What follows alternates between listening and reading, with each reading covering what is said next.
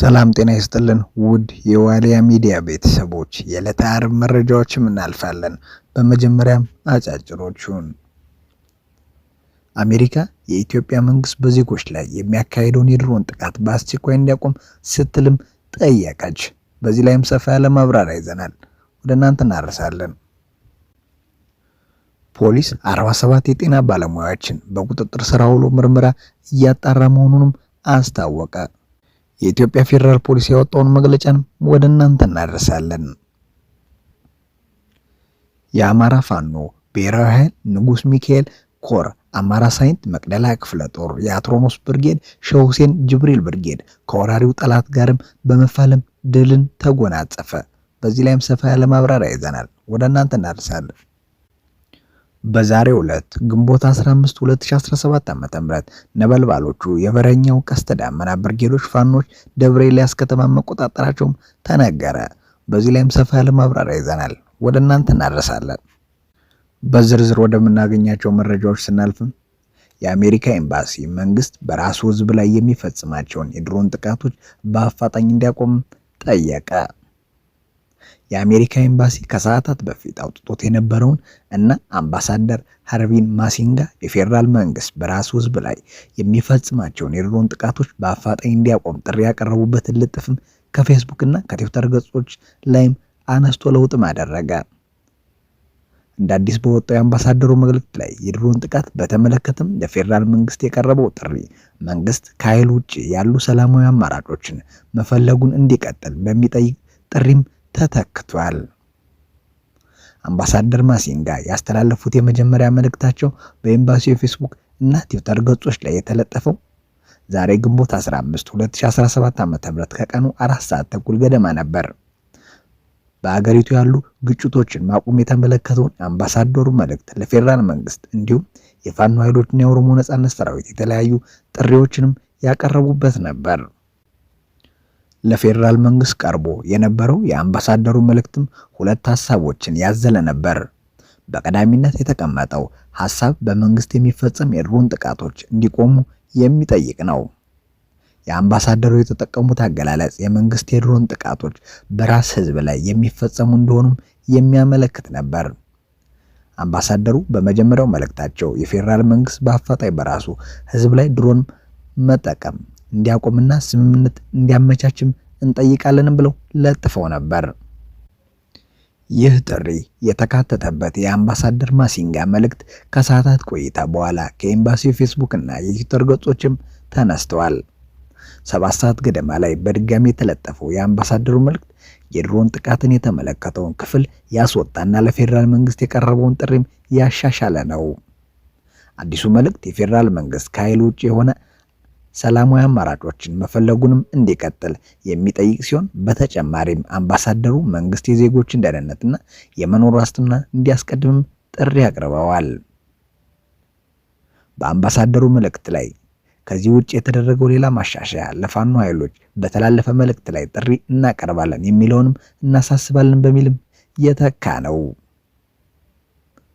በመጀመሪያው መልእክት ላይ የዩናይትድ ስቴትስ የፋኖ ከተጨባጭ እና ሰላማዊ ዓላማዎች ጋር ወደፊት እንዲመጡም ጥሪ ታቀርባለች ይል ነበር። አምባሳደሩ በኦሮሚያ የሚካሄደውን ግጭትም ለማቆም የኦሮሞ ነጻነት ሰራዊት ድርድሮችን እንዲቀጥሉ ጥሪ እናቀርባለን በማለት ሌላኛውን ታጣቂ ቡድንም ያስተላለፉት ጥሪም አልተቀየረም። አምባሳደር ማሲንጋ ዛሬ ያስተላለፉት መልእክት በአጠቃላይ ግጭቶችን ማቆም የተመለከተ ነው። መልእክቱ ኢትዮጵያ በቀጠሉ ግጭቶች ውስጥ ወደ ሌላ ዓመት እየተሻገረች መሆኗንም ይገልጻል። እነዚህ ግጭቶች በኢትዮጵያ ሕዝብ ላይ ያላቸውን ተጽዕኖ መለስ ብሎ ማሰብ አስፈላጊ እንደሆነም በመልእክታቸው ላይም አስፍረዋል። ሕዝቡን ለማስቀደም ጊዜው አሁን ነው ያሉት አምባሳደር ማሲንጋ ይህንንም ለማድረግ ለኢትዮጵያ ውስጣዊ ግጭቶች ዘላቂ መፍትሄ መተግበርም እንደሚያስፈልግም ገልጸዋል። የተፈናቀሉ ሰዎች ወደ ቤታቸው እንዲመለሱ ማድረግ እንዲሁም ህፃናት ትምህርታቸውን እንዲከታተሉና የጤና አገልግሎት እንዲያገኙ ማድረግም አስፈላጊ እርምጃዎች እንደሆኑም ጠቅሰዋል።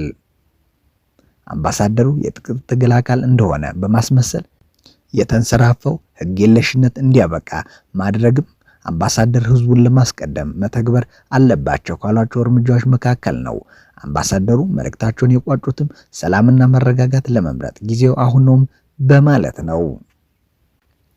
የአሜሪካ ኤምባሲ የመጀመሪያ አምባሳደሩ መልእክት ለምን ከገጹ እንዳነሳውና ለምን ለፌዴራል መንግስት የቀረበውን ጥሪ እንደቀየረም እስካሁንም አልገለጸም። ጠንቀር ያሉ ቃላትን የሚጠቀሙት የአሜሪካ አምባሳደር ከዚህ ቀደም በሰጡት አስተያየት ምክንያትም ከመንግስት ነቀፋንም አስተናግደው ነበር።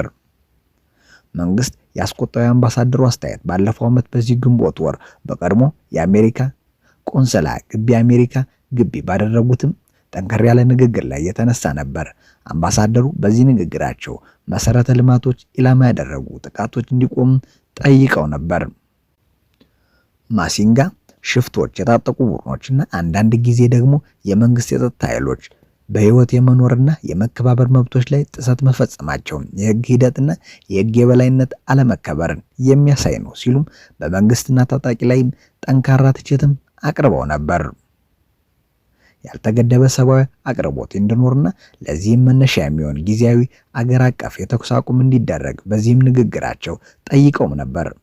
አምባሳደሩ በተመሳሳይ ለፋኖ ኃይሎችና ለኦሮሞ ነጻነት ሰራዊት ምክር አዘልም ጥሪያቸውንም አቅርበዋል። አምባሳደር ማሲንጋ በወቅቱ ያቀረቡት ወቀሳ ግን ከመንግስት በኩል ጠንካራ ምላሾችንም አስከትሎ ነበር። የውጭ ጉዳይ ሚኒስቴር አምባሳደር ንግግር ተከትሎም ባወጣው መግለጫ ማሲንጋ ያልተጠየቁትን ምክር ሰጥተዋል በማለትም ወቅሶ ነበር። የአምባሳደሩ ንግግርም በደንብ ያላጤነ እና ብልሃት የሚጎድለው ሲሉም ተችቷል። አምባሳደር ማሲንጋ ሳይጠየቁ ለኢትዮጵያ መንግስት ምክር ለመለገስም ሞክረዋል ያለው የውጭ ጉዳይ ሚኒስትር ያልተገባ ክስ የኢትዮጵያ መንግስት ላይም ቀርቧል ሲሉም አምባሳደሩንም ወቅሶ አጣጥሏል። የመንግስት ኃይሎች በአማራና በኦሮሚያ ክልሎች ውስጥ ከሚንቀሳቀሱ ታጣቂ ቡድኖች ጋር በሚያደርጉት ግጭት በሰውና በንብረት ላይ ጉዳት እየደረሰ ከመሆኑ በተጨማሪም የህዝብ መደበኛ እንቅስቃሴ በከፍተኛ ሁኔታ እየተስተጓለ መሆኑንም ነዋሪዎች ይናገራሉ። ከነዚህ ግጭቶች ጋር በተያያዘ የሚፈጸሙ የድሮን ጥቃቶች በተለያዩ የሀገሪቱ ክፍሎች ውስጥ ሰላማዊ ሰዎችን መግደላቸውን የመንግስታዊ ሰብአዊ መብት ኮሚሽን ጨምሮ ሌሎች ሪፖርቶች ማመልከታቸውም ይታወሳል። ወደ ቀጣይ መረጃ ስናልፍም ፖሊስ 47 የጤና ባለሙያዎችን በቁጥጥር ስር አውሎ ምርመራ እያጣራ መሆኑንም አስታወቀ። ሰሞኑን የጤና ባለሙያዎች ያነሱትን የመብት ጥያቄ ሽፋን በማድረግ በሀገሪቱ ትርምስ እንዲፈጠር ከሚሰሩ ኃይሎች ጋር በማበር ህገወጥ የስራ ማቆም አድማ በማድረግ በጤና ዘርፉ ላይ ሁከት በመፍጠር እና የታካሚዎችን ህይወት አደጋ ላይ በመጣል የተጠረጠሩ 47 የጤና ባለሙያዎችን የኢትዮጵያ ፌዴራል ፖሊስ በቁጥጥር ስር አውሎ ምርመራ ማጣራት መጀመሩን የኢትዮጵያ ፌዴራል ፖሊስም አስታውቋል። እነዚህ ተጠርጣሪዎች የጤና ባለሙያዎች ያነሱትን የደሞዝና የጥቅማ ጥቅም ጥያቄዎች እንደ ሽፋን በመጠቀም ህገወጥ የስራ ማቆም አድማ በማድረግ ሌሎች ስራ እንዲያቆሙ ለአድማ በማነሳሳት የታካሚዎችን ህይወት ለሞትና ለአደጋ እንዲጋለጥ በማድረግ ሁከትና ብጥብጥ በመፍጠርም የተጠረጠሩ መሆናቸውንም ገልጸዋል። ተጠርጣሪዎቹ በተለያዩ የጤና ተቋማት የአድማ መረቦችን በመዘርጋት የጤና ባለሙያ ያልሆኑ አካላትን ነጭ ጋውን በማልበስ የሆስፒታል ቅጥር ግቢ ውስጥ ገብተው ሁከት እንዲፈጥሩ በማድረግ ያልተገባ ወሬ በመንዛትና በተለያዩ መንገድ ሰላማዊ ሕክምና ሂደትን በማደናቀፍ የህሙማን የጤና እርዳታ የሚያስፈልጋቸው ሰዎችን ህይወት አደጋ ላይም እንዲወድቅም በማድረግ በመንግስት የህክምና አገልግሎት እና ትምህርት በሚሰጡባቸው ተቋማት ውስጥ ሰላማዊ የመማር ማስተማር ሂደት እንዲስተጓጎል ማድረጋቸውን የፌዴራል ፖሊስ ወቅታዊ መረጃን አስመልክቶ በወጣው መግለጫ አስታውቋል። እንዲሁም ሙያቸውን አክብረው በስራ ላይ በተገኙ ባልደረቦቻቸው ላይ ዛቻና ማስፈራራት ከማድረስ ባለፈ ሁከት እንዲፈጠር ሙከራቸውን አድርገዋል ያሏቸው 47 ተጠርጣሪዎችን በመረጃና በማስረጃ በመለየት በቁጥጥር ስር አውሎ ምርመራ እያካሄደ እንደሚገኝም የኢትዮጵያ ፌዴራል ፖሊስም አስታውቋል። የኢትዮጵያ ፌዴራል ፖሊስ የጤና ባለሙያዎች የሙያ ስነ ምግባርና ህግ በማይፈቅደው ሁኔታ የዜጎች ህይወትን ለሞትና ለአደጋ ለማጋለጥ ስራ ማቆም፣ ሌሎች የስራ እንዲያቆሙ ማነሳሳትና ማስፈራራት የወንጀል ተግባር መሆኑንም የገለጸም ሲሆን ሌሎች ከዚህ ተግባር እንዲቆጠቡም አሳስቧል። የፌዴራል ፖሊስ ህዝባቸውን እና የህግ አክብረው አገልግሎት እየሰጡ ላሉ የጤና ባለሙያዎች ፖሊስ አስፈላጊውን ጥበቃ እንደሚያደርግ ያረጋገጠ ሲሆን ከዚህ ውጪ ሁከትና ብጥብጥን ለማስፋፋት በሚንቀሳቀሱ አካላት ላይ ፖሊስ እየወሰደ ያለውን ህጋዊ እርምጃ አጠናክሮ እንደሚቀጥልም አስታውቋል። በመግለጫው ላይ ወደ ቀጣይ መረጃ ስናልፍ የአማራ ፋኖ ብሔራዊ ኃይል ንጉስ ሚካኤል ኮር አማራ ሳይንት መቅደላ ክፍለ ጦር የአትሮኖስ ብርጌድ ሼህ ሁሴን ጅብሪል ብርጌድም ከወራሪው ጠላት ጋርም በመፋለም ድልን ተጎናጽፏል። በመሃል ሳይንት ወረዳ በቆጠት ከተማ የባዴን ግልግሎች ስብሰባ ላይ የነበሩ ሰዓት ተወርዋሪዎችም የአትሮኖስ ብርጌድ አባላት በአጎብዳጆቹና በባንዳዎች ላይም ጉዳት አርሰዋል። የባንዳ ስብሰባ የሆኑትን የባዴን ሰዎችን ህዝብንም ሰብስቦ በማስፈራራትና በማዋከብ ላይ የነበሩት ጊዜም በተከፈተባቸው ድንገተኛ ተኩስ ያሰቡትን ሳያደርሱ እግሬ አውጪ ብለውም ወደ መሸጉበት የወረዳው ከተማ ዴንሳ የፈረጠጡ ሲሆን በዚሁም ፈጣን ማጥቃት ሚሊሻ ጽሕፈት ቤት ኃላፊን ጨምሮ 3 ቅጥረኞች ወደ ከርሰ መቃብርም ወርደዋል። ቁጥራቸው ያልታወቀ ወዳደር ሚሊሻዎችና ቁስለኛም ሆነዋል። የሼህ ሁሴን ጅብሪል ብርጌድ ሙስፋን ሻለቃ ወራሪውን ጠላት በደፈጣ ውጊያ አደባይተዋለች።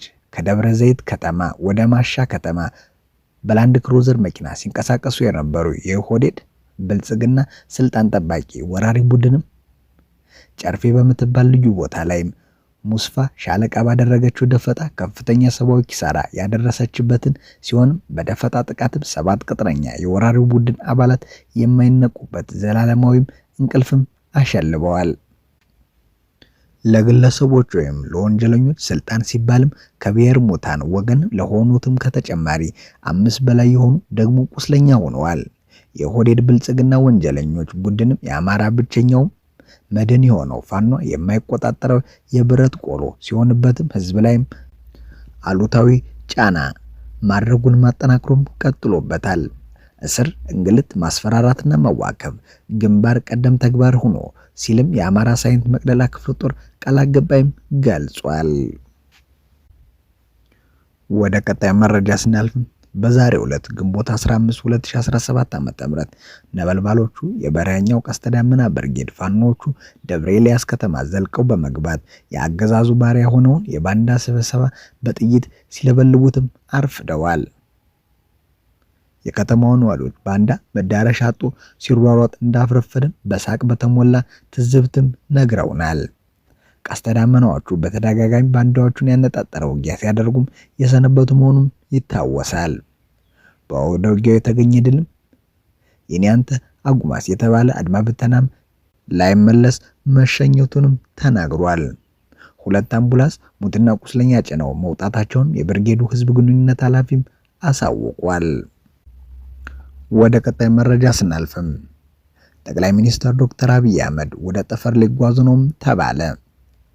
የዜና ምንጭ ጠቅላይ ሚኒስትሩ ጠፈር ላይ በመሆን ለዓለም ህዝብ የሰላም መልእክትን ለማስተላለፍ ማቀዳቸውን አረጋግጫለሁ ማለቱን ሰምቷል።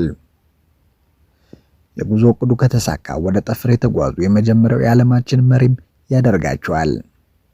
በዓለም ታሪክ ወደ ጠፈር ስፔስ የተጓዙ ሰዎች ቁጥርም 721 እንደሆነም የታሪክ ድርሳናቱም ያሳያሉ። ከነዚህ ውስጥ አብዛኞቹ የጠፈር ተመራማሪዎች ሲሆኑ ከቅርብ ዓመታት ግን ጥቂት ሰዎች ከፍተኛ ገንዘብ በመክፈልም የዝቅተኛ ንፍቀ ክበብ የጠፈር ጉብኝትም አድርገዋል። ጠቅላይ ሚኒስትር ዶክተር አብይ አህመድ ወደ ጠፈር ለሚያደርጉ ጉዞም $55 ሚሊዮን ወጪም ይደረግበታልም ተብሏል። መሰረት ሚዲያ ከሀገር ውስጥ እንዲሁም በዋናነት በተባበሩት አረብ ኤሚሬቶች ከሚገኙ ምንጮች ለበርካታ ቀናት ሲያሰባስቡ የነበረውን መረጃም እንደሚጠቁመው በዓለም ታሪክ ለመጀመሪያ ጊዜ የአንድ ሀገር መሪ ወደ ጠፈር ሊጓዝ ሰፊ እንቅስቃሴ እየተደረገ ነው። መንገደኛውም ጠቅላይ ሚኒስትር አብይ አህመድ ናቸው ብለዋል። በኤሚሬቶች የሚገኙ ምንጮችም እንዳረጋገጡልን ጠቅላይ ሚኒስትሩ ወደ ጠፈር የሚጓዛቸው ዓላማ በርካታ ግቦችም አካቷል። ከእነዚህም መሃል የሰላምና የአንድነት መልእክት ለዓለም ብሎ ለኢትዮጵያ ማስተላለፍ እንዲሁም ወጣቶች ወደ ቴክኖሎጂው ዘርፍ እንዲሳቡና እንዲነሳሱም ለማድረግ ታስቧል። ውይይቱ በኢትዮጵያ መንግስት እንዲሁም በተባበሩት ኤሚሬቶች በኩል በስፋት ንግግር እየተደረገበት ነው ያሉት አንዱ በዱባይ የሚገኙ የመረጃ ምንጮች በተለይ ከጠፈር ላይ ሆኖ ለዓለም ሕዝብ መልእክት ማስተላለፍ እቅድ ዋና ግብ ነው ብለዋል። ፕሮጀክት ኤክስ የሚል ስም ተሰጥቶት የተሰራበት እንደሆነ የሚነገርለት ይህ የጠፈር ጉዞ ወጪው በተባበሩት ኤሚሬቶች የሚሸፈን መሆኑንም አንድ ሌላ እዛው ዱባይ የሚገኝ ምንጮችም ለሚዲያችን ተናግረዋል። ለመዳሰስ የሞከርናቸው ጽሑፎችም እንደሚጠቁሙት ወደ ጠፈር የሚደረገው ጉዞ ለአንድ ሰው ከትንሹ $250,000 እስከ ከፍተኛው $55 ሚሊዮን እንደሚችልም ይጠቁማል። ለምሳሌ ብሉ ኦሪጅን እና ቨርጂን ጋላክቲክ የተባሉ መንኮራኩሮች ከንፍቀ ክበቦች በታች ለሚደረግና ርካሽ የተባለ ጉዞ $200,000 እስከ $400,000 ያስከፍላሉ። ራቅ ያሉና ከንፍቀ ክበቡ ውጭ የሚደረጉ የጠፈር በረራዎችንም የሚያከናውኑበት እንደ ስፔስ ኤክስ ያሉ ሮኬቶች ደግሞ በአንድ ሰው እስከ $55 ሚሊዮን ወይም 7.3 ቢሊዮን ብርም እንደሚያስከፍልም ታውቋል። ጠቅላይ ሚኒስትር ዶክተር አብይ ሊጓዙ እቅድ የያዙት ክንፈ ክበብ ውጭም ወደ ዓለም አቀፍ የጠፈር ማዕከል ኢንተርናሽናል ስፔስ ስቴሽንም እንደሆነም ይታወቃል። ወጪውም ከላይ እንደተጠቀሰው በአንድ ሰው እስከ $55 ሚሊዮን እንደሚደርስ ነው በኤሚሬቶች እንደሚሸፈንም ታውቋል። ስላዳመጣችሁ እናመሰግናለን። ቸር ደሩልን።